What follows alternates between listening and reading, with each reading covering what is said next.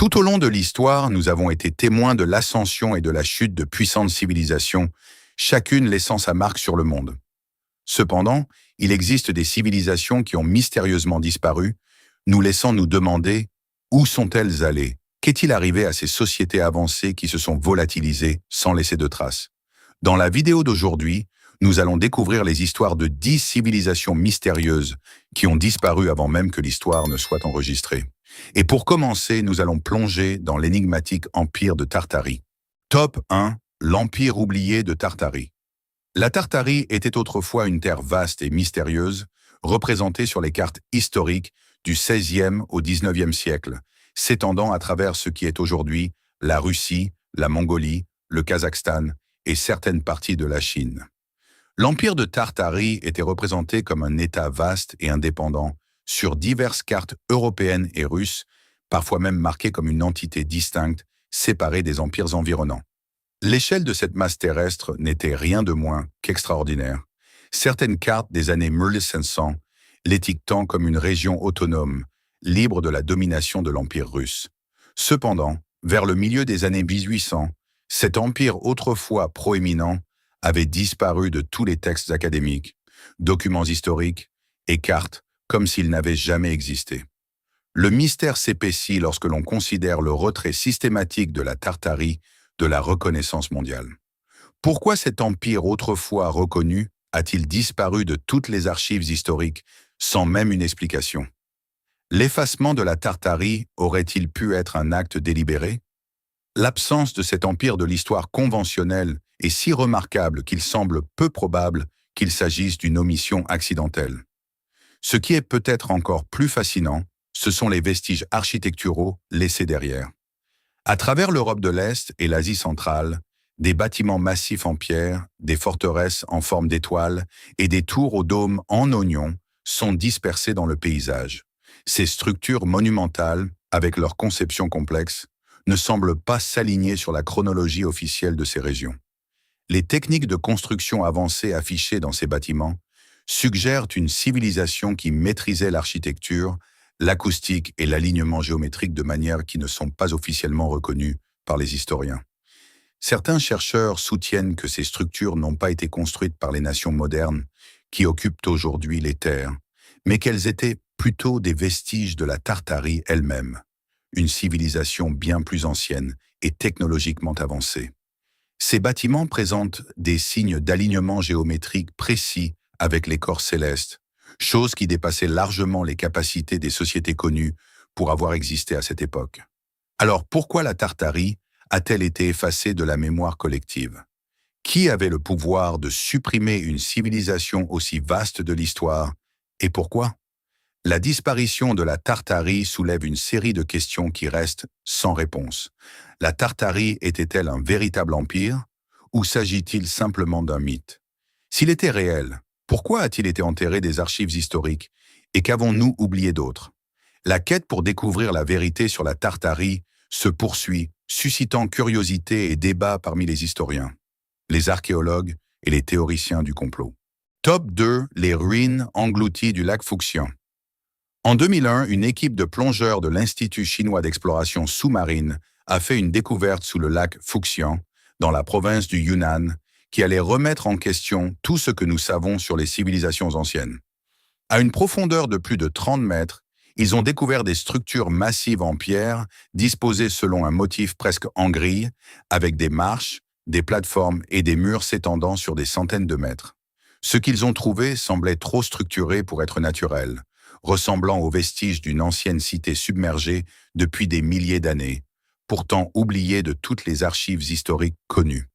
Couvrant une zone de plus de 3 km², ces ruines sous-marines présentaient des signes clairs de conception intentionnelle, soulevant des questions immédiates sur leur origine.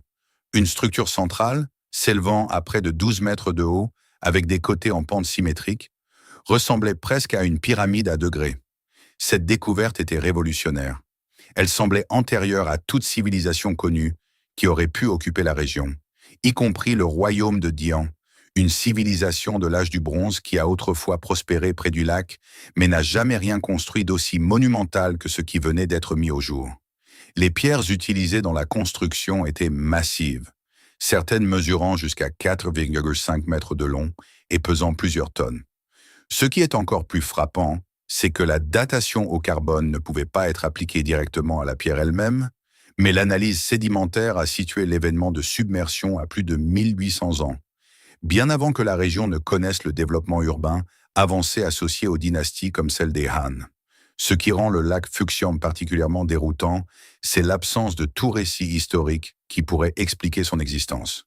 Aucun mythe, légende ou document officiel chinois ne mentionne une ville à cet endroit, malgré le fait que la dynastie Han, qui régnait sur la région, était connue pour ses chroniques détaillées des colonies et des infrastructures.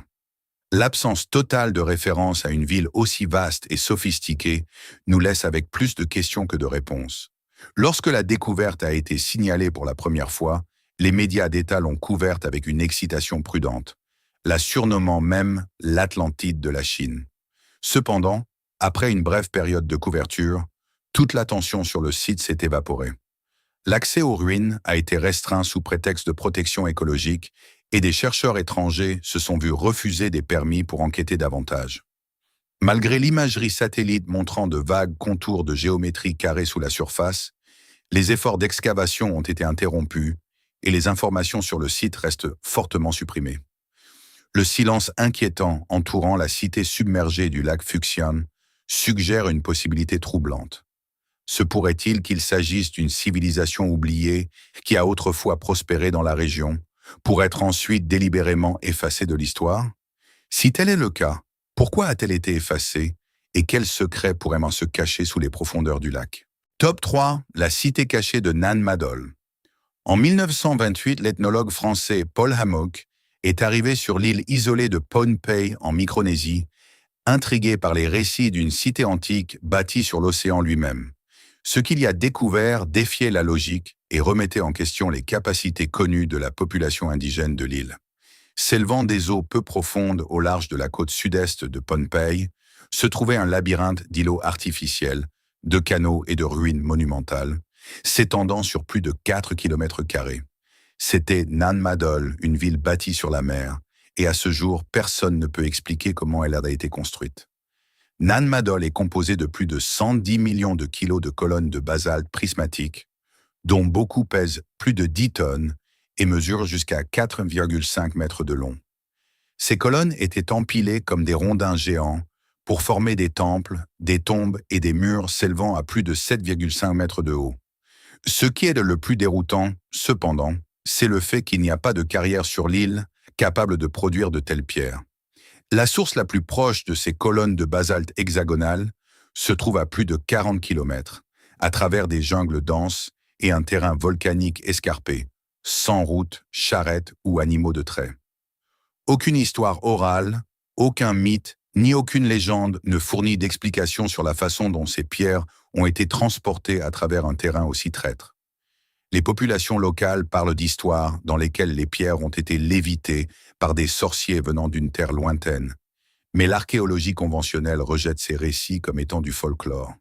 Pourtant, même les ingénieurs modernes, en visitant le site, admettront que recréer la construction de Nan Madol avec la technologie d'aujourd'hui serait un défi logistique extraordinaire et dangereux de surcroît.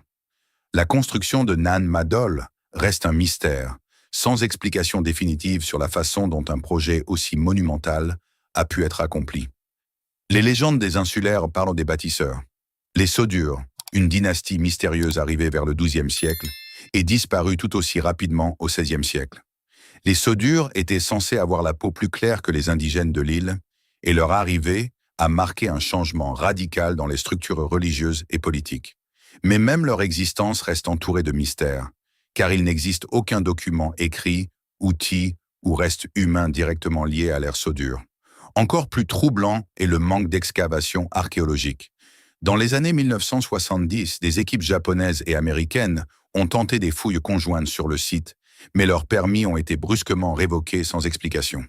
Plus tard, des expéditions ont été confrontées à des dysfonctionnements d'équipement, des tempêtes et des maladies inexpliquées, menant à la spéculation que quelque chose empêche activement toute recherche ultérieure sur cette cité perdue. Plus nous en apprenons sur Nan Madol, plus de questions surgissent. S'il s'agit bien des restes d'une civilisation oubliée, comment une culture aussi avancée s'est-elle retrouvée sur une île de l'océan Pacifique, construisant une cité aussi élaborée et mystérieuse?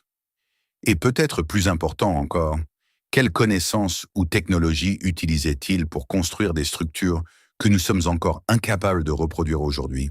Top 4. Le royaume perdu d'Ubar. En 1992, un satellite de la NASA équipé d'un radar à pénétration de sol a détecté des formations inhabituelles sous les sables du Rub al-Khali d'Oman, le plus grand désert de sable continu au monde. Ces formations, à peine visibles à l'œil nu, ressemblaient à d'anciennes routes commerciales rayonnant à partir d'un point unique. Un endroit longtemps soupçonné d'être le site de la légendaire cité du Bar. En quelques mois, une équipe d'excavation dirigée par l'archéologue Nicholas Clapp est arrivée pour enquêter sur ce qui pourrait être l'une des plus grandes découvertes de l'archéologie moderne. Pendant des siècles, les tribus bédouines locales avaient de parler d'Iram, la cité aux colonnes, une civilisation prospère mentionnée dans le Coran, qui fut détruite par la colère divine. Les explorateurs occidentaux l'avaient longtemps rejeté comme du folklore, juste un autre mythe du désert transmis de génération en génération. Mais sous les dunes mouvantes, l'équipe a découvert des murs effondrés, d'anciens systèmes de puits et 8 imposantes colonnes de calcaire, certaines de plus de 9 mètres de haut. Ce qu'ils ont trouvé n'était pas un mythe, c'était une ville, et elle était restée enterrée pendant plus de 1000 ans. L'analyse archéologique suggère qu'Ubar a prospéré entre 2800 AV JC et 300 après. JC servant de plaque tournante cruciale le long de la route commerciale de l'encens qui reliait la péninsule arabique au monde méditerranéen. À son apogée, Ubar contrôlait probablement le commerce régional de l'encens, une résine si précieuse qu'elle valait autrefois plus que l'or. La richesse générée par ce commerce a permis à la ville de construire des structures monumentales à une échelle auparavant jugée impossible dans l'Arabie pré-islamique. Mais quelque chose de catastrophique s'est produit. Ubar s'est effondré, englouti par les sables mêmes qu'elle dominait autrefois. Le récit officiel attribue la chute d'Ubar à une catastrophe naturelle. Un gouffre géologique massif causé par la surexploitation de ces aquifères d'eau douce. Cependant, la symétrie et la forme architecturale du gouffre soulèvent des questions. Il semblait presque avoir été conçu comme une voûte cachée, comme si la ville avait été intentionnellement scellée. Cette découverte, initialement saluée comme l'une des découvertes archéologiques les plus importantes du siècle, est rapidement tombée dans l'oubli. Le site d'excavation a été fermé aux chercheurs étrangers et les images satellites de la région sont devenues plus difficiles d'accès. Les données de la NASA ont été reclassifiées et retirées des bases de données publiques. Les rapports de l'équipe d'excavation ont été expurgés dans les publications académiques ultérieures. Même Clapp lui-même a eu du mal à poursuivre ses recherches, les propositions de suivi étant bloquées à chaque étape. Malgré les preuves croissantes, l'intérêt pour Ubar a décliné et le site a été abandonné. La cité d'Ubar soulève plus de questions qu'elle n'apporte de réponses. A-t-elle vraiment été détruite par une catastrophe naturelle ou a-t-elle été délibérément effacée de l'histoire? Le fait que le Coran la mentionne comme une cité aux colonnes et lie sa destruction à un châtiment divin ne fait qu'ajouter au mystère. La disparition d'Ubar pourrait-elle représenter une tentative délibérée de supprimer une partie gênante de l'histoire? Top 5. La cité engloutie de Dwarka. En 2001, l'Institut national de technologie océanique de l'Inde effectuait une cartographie sonar le long du golfe de Khambat, situé au large de la côte ouest de l'Inde, lorsqu'ils ont découvert quelque chose d'étonnant sous la mer.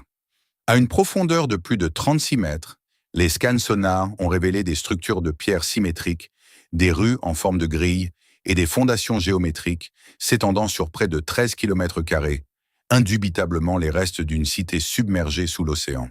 Ce qu'ils avaient découvert correspondait à la description de Dwarka, l'ancienne capitale du seigneur Krishna, une ville que l'on croyait purement mythique depuis des siècles. Selon le Mahabharata, l'une des plus anciennes épopées de l'Inde, Dwarka était une ville construite de cristal et d'or, gouvernée par Krishna et protégée par des forces divines.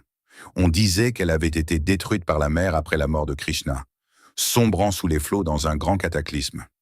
Pendant des générations, les historiens ont rejeté Dwarka comme une ville symbolique, une métaphore du déclin moral ou du châtiment divin. Mais les ruines sous-marines présentaient des preuves qui pourraient réécrire l'histoire de l'Asie du Sud. Ce qui rendait la découverte de Dwarka si révolutionnaire était son âge. La datation au carbone des artefacts trouvés dans la ville submergée suggérait que la cité avait entre 7500 et 9000 ans, précédant la civilisation de la vallée de l'Indus de plus de 4000 ans.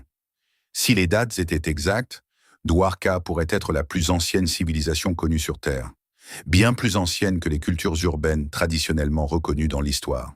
Les ruines comprenaient de longs murs, des routes droites et ce qui semblait être un immense réservoir ou bassin, suggérant une planification urbaine avancée.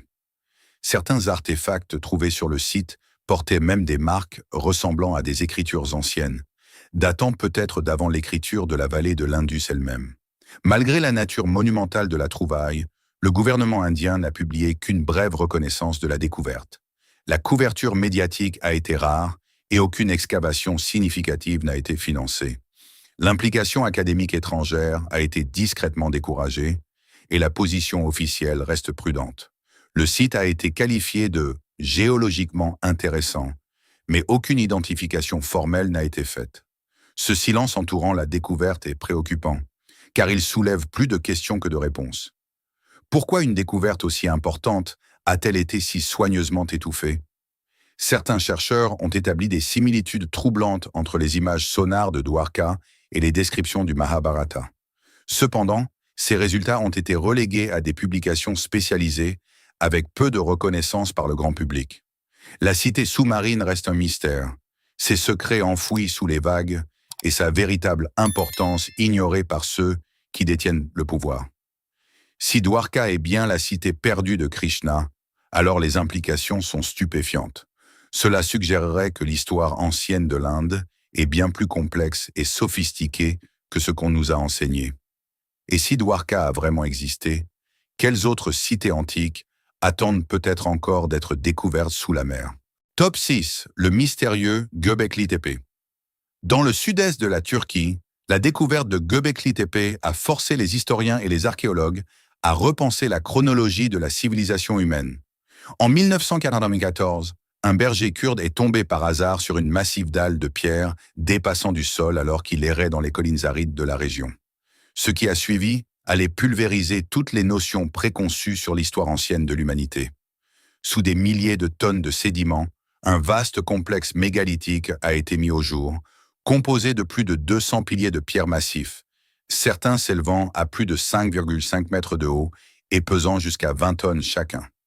Göbekli Tepe, datant d'environ 900 JC, est de loin la plus ancienne structure monumentale connue jamais découverte, précédant même les pyramides égyptiennes de plus de 7000 ans. Mais ce qui rend Göbekli Tepe si déroutant, ce n'est pas seulement son âge, mais sa complexité. Les piliers sont disposés en enceintes circulaires, avec des gravures complexes d'animaux tels que des lions, des vautours et des scorpions. Ces gravures ne sont pas seulement des marquages tribaux, mais des symboles que l'on pense avoir une profonde signification religieuse ou spirituelle. Ce qui est encore plus mystérieux, c'est le niveau de précision avec lequel les pierres ont été taillées et disposées. Les surfaces de certaines pierres sont polies à un degré qui suggère l'utilisation d'outils et de techniques qui n'auraient pas dû être disponibles à un stade aussi précoce de l'histoire humaine. L'archéologie conventionnelle a longtemps soutenu que les peuples néolithiques de cette époque étaient des chasseurs-cueilleurs, sans établissement permanent ni outils avancés. Mais Göbekli Tepe remet en question cette hypothèse, montrant que ces peuples maîtrisaient la taille de la pierre et la conception architecturale bien plus tôt qu'on ne le pensait auparavant. Plus déroutant encore est le fait que l'ensemble du site a été délibérément enterré, intentionnellement recouvert de terre et de pierre. Il semble que quiconque a construit Göbekli Tepe ne voulait pas qu'il soit trouvé. Pourquoi? Quel était le but d'enterrer un site aussi important et complexe? Était-ce pour le préserver pour les générations futures? Ou y avait-il une raison plus sombre à sa dissimulation? Göbekli Tepe a soulevé autant de questions qu'il a apporté de réponses. Certains archéologues pensent qu'il s'agissait d'un centre religieux, peut-être le premier complexe de temples jamais construit. D'autres suggèrent qu'il pourrait s'agir d'un observatoire astronomique, l'alignement des piliers correspondant à des constellations apparues dans le ciel il y a plus de 12 000 ans. Mais la vérité reste évasive, une grande partie du site étant encore enfouie sous des couches de terre. Göbekli Tepe n'est pas seulement un site archéologique remarquable, c'est un défi direct à notre compréhension de l'histoire humaine primitive. Quelles connaissances les bâtisseurs de Göbekli Tepe possédaient-ils et pourquoi ont-elles été cachées pendant si longtemps? Top 7. Les mégalithes de Baalbek. Dans la vallée de la Bekaa, au Liban actuel, se dresse l'un des mystères d'ingénierie les plus déroutants du monde antique, le complexe de temples de Baalbek. Bien que les ruines romaines de Baalbek soient impressionnantes en soi, la véritable énigme se cache sous ces structures classiques, des blocs mégalithiques massifs qui forment la base de la plateforme du temple. Ces blocs de pierre, dont certains pèsent plus de 1200 tonnes, ne ressemblent à aucune autre pierre utilisée dans l'architecture romaine. Une pierre particulièrement massive, connue sous le nom de pierre de la femme enceinte, mesure plus de 21 mètres de long et pèse environ 1650 tonnes. Pour situer le contexte, c'est environ le poids de 3 Boeing 747 à pleine charge. Ce qui rend Baalbek si déroutant, c'est l'échelle pure de ces pierres et l'ingénierie précise requise pour les déplacer et les mettre en place. Le récit officiel stipule que les Romains ont construit le temple au 1er siècle après J.C., utilisant ces pierres massives comme fondation. Cependant, il n'existe aucune trace dans les textes romains décrivant comment les pierres ont été transportées ou taillées. En fait, aucun texte ancien ne mentionne le transport de ces blocs massifs, et ils apparaissent comme s'ils avaient toujours été là, reposant silencieusement à la base du temple.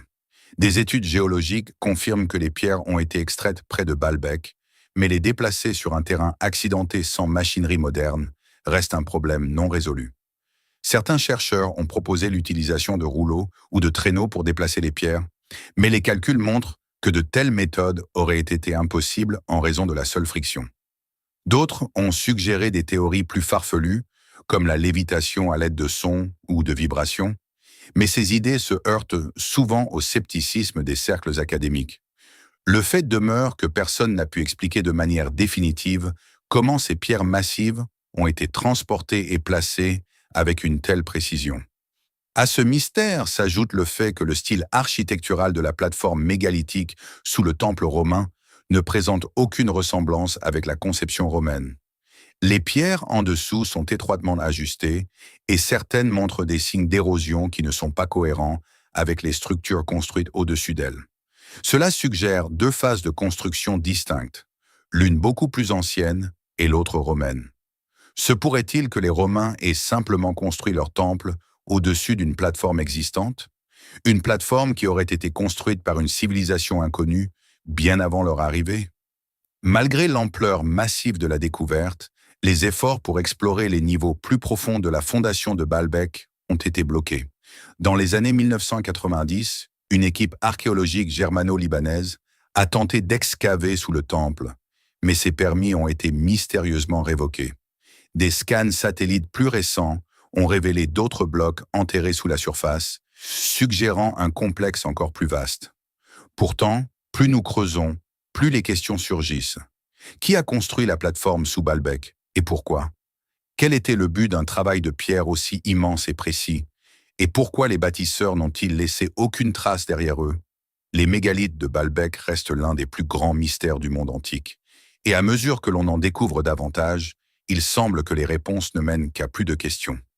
Se pourrait-il qu'une civilisation inconnue, dotée de connaissances et de compétences bien au-delà de ce qu'on nous a enseigné, soit responsable de la fondation de Baalbek? Et si oui, pourquoi cela a-t-il été caché de l'histoire? Top 8. Les cités souterraines de Derinkuyu. En 1963, un homme de la province de Nevşehir, en Turquie, rénovait son sous-sol lorsque sa masse a percé un mur, révélant un tunnel caché derrière. Ce qui a suivi a été la découverte de l'un des sites archéologiques les plus stupéfiants jamais mis au jour, la cité souterraine de Derinkuyu.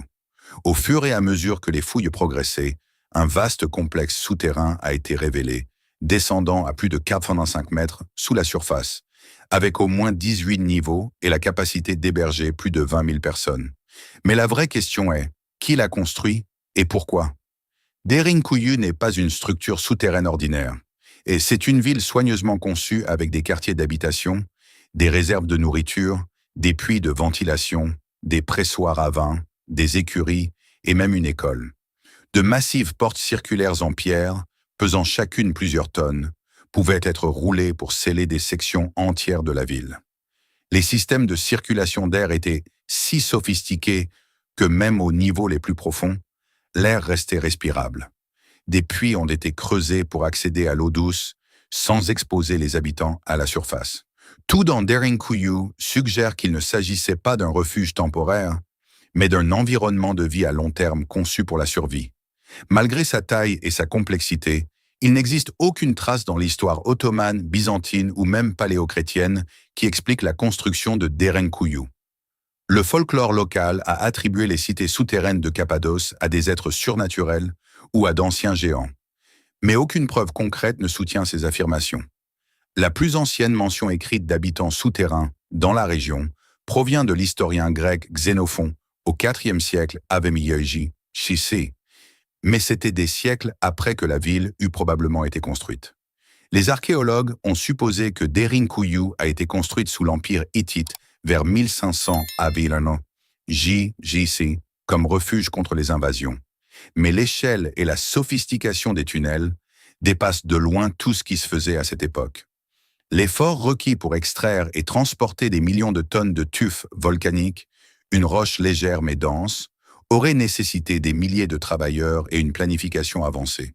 Pourtant, aucune inscription, aucun outil ni aucune représentation des bâtisseurs n'ont jamais été trouvés. Le mystère s'épaissit quand on considère que Derinkuyu n'était que l'une des nombreuses cités souterraines de la région, dont certaines restent scellées ou inexplorées. Les efforts pour explorer les niveaux plus profonds de Derinkuyu ont rencontré de la résistance.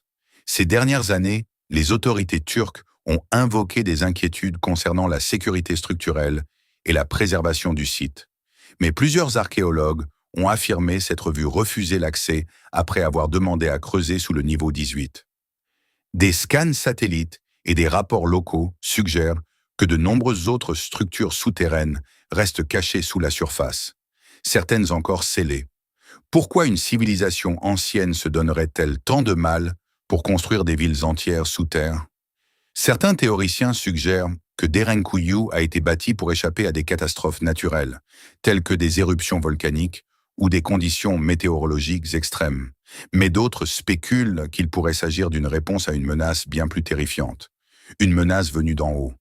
L'absence de défense externe et la nature élaborée et cachée de la ville suggèrent que ses créateurs fuyaient quelque chose d'inconnu, peut-être même quelque chose d'extraterrestre.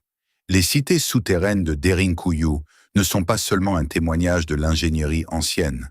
Elles sont un aperçu d'un chapitre mystérieux de l'histoire humaine qui a été enterré pendant des millénaires.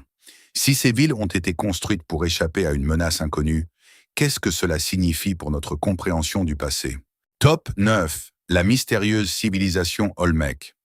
Dans les jungles du sud du Mexique, des archéologues du 19e siècle sont tombés sur quelque chose de totalement hors de propos.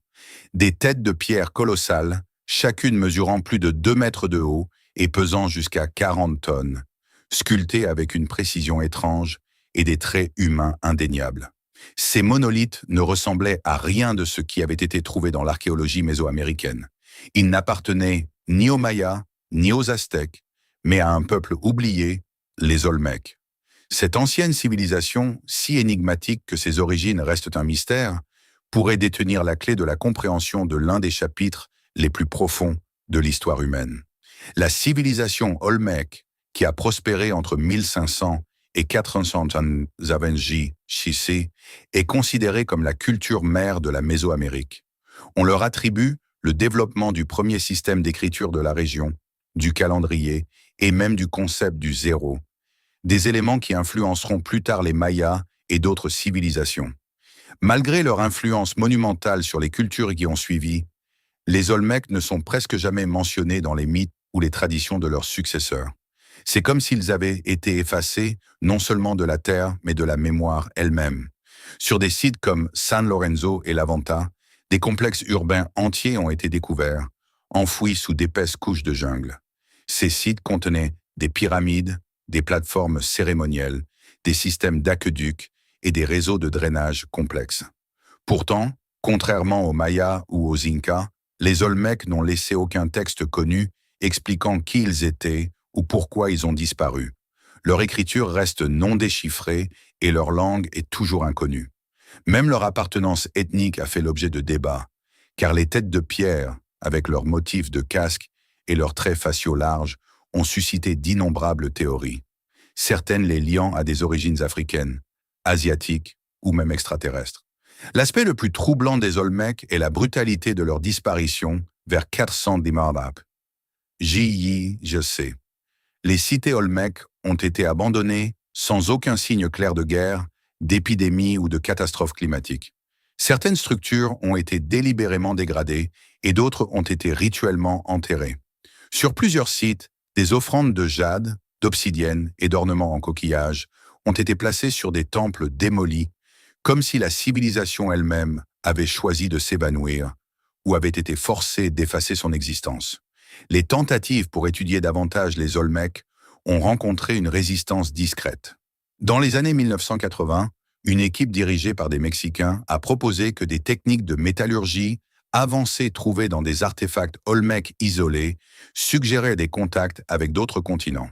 Leur article a été bloqué de la publication dans les revues de premier plan. Les expositions de musées décrivant les réalisations Olmecs sont notablement rares, souvent présentées comme les précurseurs de cultures plus légitimes, comme les Mayas. En 2002, une tablette de pierre massive contenant ce qui aurait pu être un calendrier Olmec détaillé a été mystérieusement endommagée lors de son entreposage avant d'avoir pu être traduite. Même le terme Olmec est une étiquette imposée des siècles plus tard par les Aztèques, signifiant « peuple du pays du caoutchouc ». Ce n'est pas le nom qu'ils se donnaient. Nous ne connaissons pas leur vrai nom, et nous ne savons pas pourquoi ils ont construit ce qu'ils ont construit. Et nous ne savons certainement pas pourquoi ils ont disparu, ne laissant aucun héritage dans les cultures qu'ils ont influencées. Le silence entourant les Olmecs est assourdissant, soulevant la question. S'ils étaient la première grande civilisation de Mésoamérique, alors qui les a rayés des récits qui ont suivi? Et pourquoi personne n'a-t-il été autorisé à se souvenir d'eux? Top 10. Les Anunnaki et leurs cités. En 1849, l'archéologue britannique Austin Henry Layard a mis au jour les ruines de l'ancienne cité de Ninive, dans l'actuel Irak. Parmi les artefacts récupérés se trouvaient là plus de 20 000 tablettes cunéiformes, dont beaucoup contenaient des références aux Anunnaki. Un groupe de figures énigmatiques décrites dans les textes sumériens comme des êtres venus des cieux. Les Anunnaki n'étaient pas représentés comme des dieux au sens traditionnel, mais comme des dirigeants, des ingénieurs, des juges et même des mineurs. On disait qu'ils étaient descendus sur Terre, qu'ils avaient gouverné des cités et transmis des connaissances avancées à l'humanité avant de disparaître mystérieusement sans laisser de traces. Les cités dans lesquelles les Anunnaki régnaient, Eridu, Nippur et Uruk, sont considérées comme certaines des premières agglomérations urbaines de l'histoire humaine, datant de 4000 ou plus tôt. Ces cités abritaient certaines des technologies et infrastructures les plus sophistiquées de l'époque, allant de systèmes d'irrigation avancés avec vannes, digues et canaux, à des merveilles architecturales comme les ziggourats, des pyramides à degrés alignés sur des coordonnées célestes. On croyait que les Anunnaki avaient appris aux humains comment construire ces structures incroyables, leur fournissant des connaissances qui étaient bien en avance sur leur temps. L'un des aspects les plus déroutants des Anunnaki est leur association avec des connaissances astronomiques avancées. Les Sumériens, sous la direction des Anunnaki, ont créé des cartes stellaires qui représentaient avec précision des planètes comme Uranus, Neptune et Pluton. Des planètes invisibles à l'œil nu et qui n'ont été découvertes qu'à l'ère moderne avec des télescopes. Comment des civilisations anciennes auraient-elles pu connaître ces planètes lointaines sans technologie moderne? Cette question a alimenté la spéculation selon laquelle les Anunnaki n'étaient pas de simples divinités, mais peut-être des visiteurs extraterrestres qui apportèrent avec eux des connaissances d'au-delà de la Terre. Les historiens conventionnels ont longtemps rejeté les récits des Anunnaki comme des métaphores religieuses, mettant en garde contre l'interprétation du mythe comme de l'histoire. Cependant, certains détails dans les textes sumériens résistent à cette interprétation. La liste royale sumérienne, un texte ancien trouvé en plusieurs exemplaires dans différentes villes, enregistre une liste de rois ayant régné pendant des milliers d'années, voire des dizaines de milliers, avant qu'un grand déluge ne réinitialise le monde. Cette liste est ensuite suivie d'une transition sans faille vers des souverains historiquement confirmés.